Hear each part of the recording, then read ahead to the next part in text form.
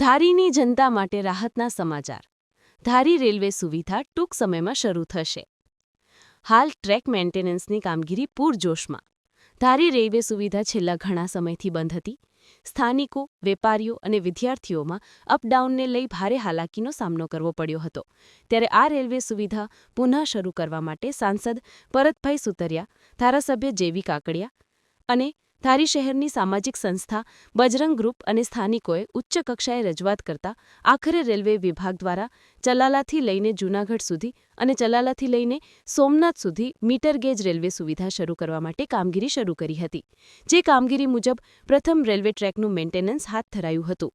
આધારભૂત વર્તુળોમાંથી માહિતી મળતી પ્રમાણે ટૂંક સમયમાં ફરી રેલવે સુવિધા ધારી ખાતે શરૂ થઈ જશે. રેલવે સુવિધા શરૂ થવાની વાત સાંભળીને લોકોમાં પણ આનંદ છવાઈ ગયો હતો. રિપોર્ટર સંજય વાળા, ધારી.